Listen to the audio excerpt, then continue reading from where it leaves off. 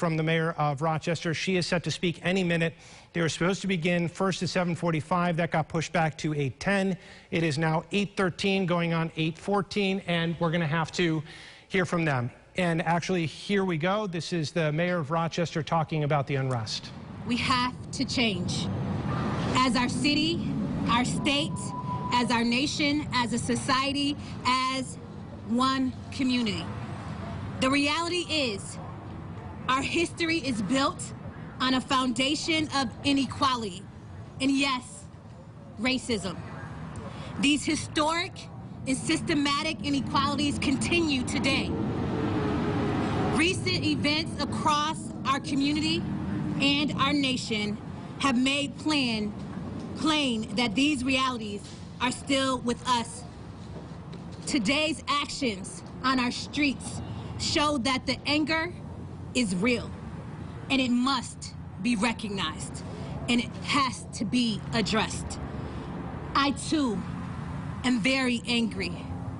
I share the pain as a Black woman, as a wife of a Black man, and as a mother of a Black child. I have dedicated my life and my career to fighting and eliminating injustice. Today in Martin Luther King Park, many people of all races, ethnicities, and cultures came together peacefully to express their anger and to call for change. And I know that Dr. King smiled down on this city from heaven, proud of the words that was spoken by Ashley, Sabrina, and so many others that spoke today. Proud of the people that marched across the Court Street Bridge. Unfortunately, after this group of people left, outsiders, and I do mean outsiders, not from our city, not from our community, decided to set police cars on fire. Look at the videos. Show those pictures. Their actions set other events into motion and effectively overshadowed the meaningful moment that the organizers of today's earlier event were collectively to create. Those that are driving this violence are not of this city. They are not of Rochester, and we must stop them, and we must all step up. To that end, I have instituted a curfew at 9 p.m. tonight so we can bring calm to just our community and to the hearts and minds of our people. So I call upon all of you to return home, committed to justice and awake tomorrow, committed to building up our community rather than tearing it down. I call on every town, village, and suburb, the people of Gates, Irondequoit, Fairport, Henrietta, Greece, and yes, the people of the city of Rochester, to stand with us, Chief Singletary, Sheriff Baxter, County Executive Bello. This is not something that we are going to run away from. I will be here with you as I stand with you now. Not at home watching from a TV station, not hiding, but here standing alongside you, hurt, angry, frustrated, disappointed, and yes, even afraid.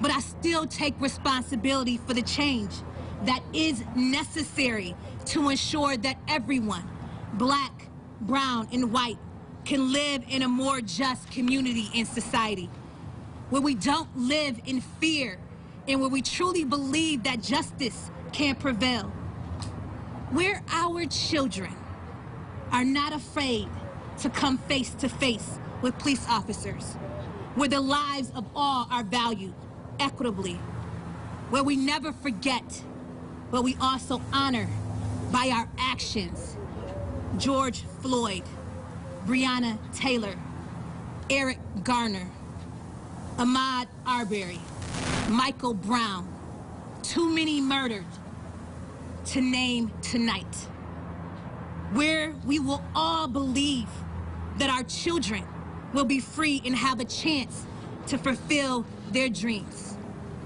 I I know that we are committed. I am committed to fighting and working every day to make this world a reality for our children's sake. I have heard you, and I know we must recommit to doing the real work of making that change happen, not just in our city or our county, but throughout our entire nation. We are in the midst of a global pandemic, one where Black and brown people are dying at a rapid rate. We are in the middle of a span in our community where racism is alive and well and where violence has been leading the way. But we are better than this. We will not let outsiders destroy what we are committed to rebuilding, and that rebuilding starts with each of us. It starts with me, and it starts with you. It starts right here, in the place that Frederick Douglass walked, in the freedom that he fought hard to bring about with other abolitionists. They did it together, and we will do it together. Together, we will protect our circles and protect our city. May God bless Rochester and our entire community. We are better than this, and we will do better by working together, collectively, as a community. Our children deserve to see a city and a county joining hands, lifting each other up, and not tearing each other down. And we will not let anyone from outside of our community come in and incite violence here in our city.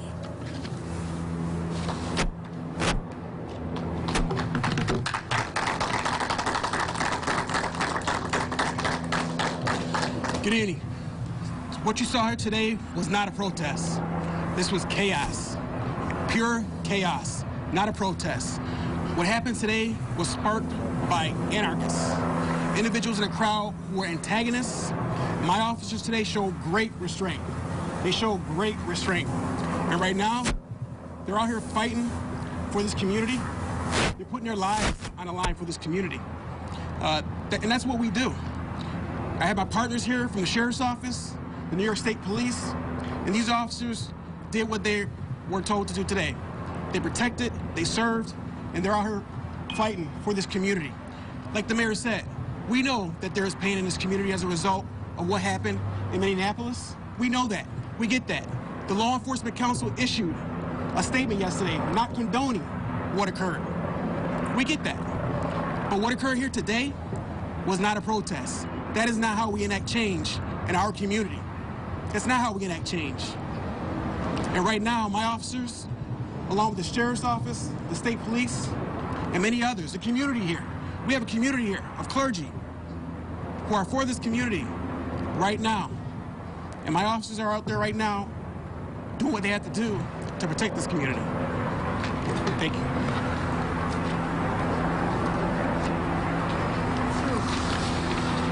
Thank you, Mayor Warren and Chief Singletary. I want to start by saying earlier this afternoon, as the mayor described what the rally and the gathering was like at Martin Luther King Park, I was there and I attended this peaceful rally. And what I saw there was a community coming together to talk about solutions to the acts of racism and violence that still persist today.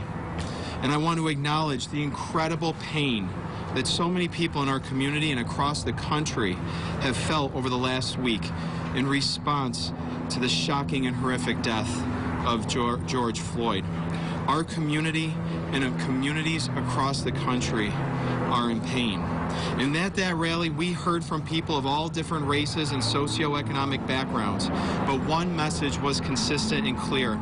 We must work together to end racism in communities across the nation, including right here in Monroe County. But unfortunately, that peaceful display of love and support for George Floyd and all those who died before him has become chaotic, violent, and unruly. What we are seeing tonight in the last several hours is not what we saw as a community coming together earlier this afternoon. And we will not allow those who come into this community and wish to do it harm, to take over the county and city streets and endanger our residents and their property. These actions have made their way across many communities, and we've seen cars set on fire, buildings broken into, and chaos in the streets. And I do fear for the people and businesses and all parties involved. As a result, I declared a state of emergency earlier tonight, and I issued a curfew for all of Monroe County that begins at 9 p.m. tonight and will last until 6 a.m. tomorrow morning. I believe that this is in the best interest of our community. We cannot risk harm to life here in Monroe County. And we know that our first responders and law enforcement officers are doing their best. They are putting their lives on the line tonight for the safety of our community. They are working around the clock. I've talked to many of the police chiefs, the sheriff, and the supervisor of the town of Irondequoit about what we can do to work together to keep order, maintain peace, and make sure that this community comes together tonight to do its part to help those brave men and women in law enforcement to do their jobs to keep us and keep this community safe. And I want to thank them, and I want to thank their families, and I call on everyone's support and cooperation tonight as we continue to navigate this situation. I'm asking all residents to please stay home, stay safe, and keep this community in your thoughts and prayers. God bless you. What about, We're not doing that. Not right now.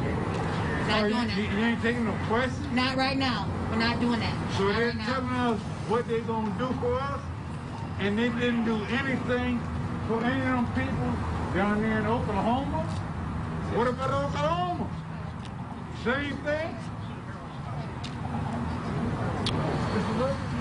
I just want to say a few words. The pain and anger that is felt out of Minneapolis, I'm a white police officer, and I can sit here before my friends and say that I understand. But the fact is, I meet with these folks, I hug these folks, we try. But I'm personally telling you that I'll never truly understand what it feels like to be in your shoes and your feet. I'd never experienced it. But what I can tell you is that we are loaded with empathy, we are loaded with compassion, and we are loaded with love for those people that are protesting, looking for significant change in our community and significant change in our way of life. We have compassion for that. We have desire for that. We are on the same sheet. With that being said, what we've seen occur downtown and then move towards the city public safety building was something that transformed and it was hijacked by people that do not believe in our community. And when we've seen turned over police cars and attacks on our community, that cannot be tolerated. That obviously cannot be tolerated by people, especially from the outside. So what we're doing is assisting the city police department by establishing field force. Every town in Monroe County, the state police and the county sheriffs is in the city of Rochester because we love the city of Rochester, because we want to be here in the city of Rochester. We can turn a blind eye to what's occurring here, but we want to be part of this place. We want to be part of one community. And we are also out through every town in Monroe County. Every chief was with us this morning, forming this up, working with the RPD and working with the New York State Police, because we are one team. We want to be one community, folks. We really do. Are we perfect? Absolutely not. But we are reaching out on a continuous basis. We are looking for improvement. Please hear that loud and clear. We have empathy, we have anger for what occurred in Minnesota, but we also cannot allow the city to be hijacked and burned down. It will not be tolerated. Thank you.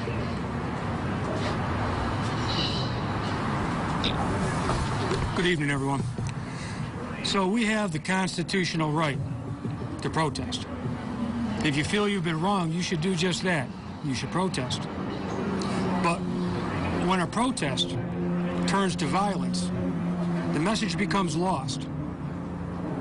It no longer is as effective as it should be and could be. Dr. Martin Luther King was a peaceful man. That's why he was so impactful. So I can tell you, as a non-white police officer and being the subject of discrimination in the past, I get it. But you don't fix it by committing acts of grand larceny, acts of arson, acts of assault. The protest becomes ineffective when people use it as an opportunity to rip off the very communities that they live in. The message becomes lost. I stand in solidarity contemporaneously with the protesters while standing with my law enforcement partners to ensure that we keep the community safe. If you're committing acts of lawlessness, we're going to not allow that. We have to stop that because then the community is no longer safe. And again, the message gets lost. So protest. Do it. Just do it right. Say no to the violence. Don't permit it.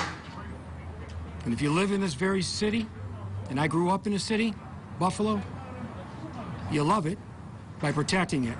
Get the message out. Do it right. Thank you very much.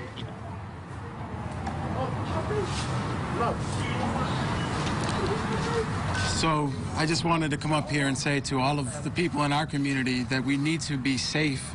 We understand that there's a lot of anger in our community, communities of color. What's happening nationally, there's a lot of issues that people are concerned about. But at the same time, what transpired today, unfortunately, did not represent us well. And I know that there were some great protests that happened earlier in the day, very peaceful. Community came together.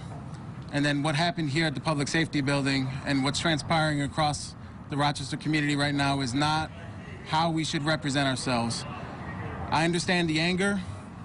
We know there's inequities. We know that there's many challenges in our community.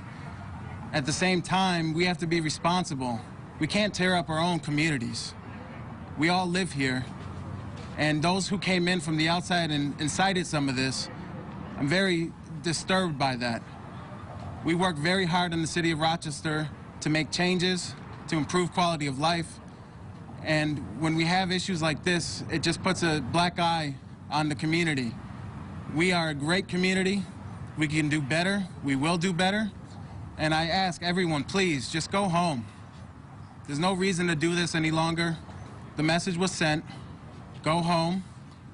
And we will pick up tomorrow in a better place than we were today. And we'll start to heal ourselves as a community. Thank you.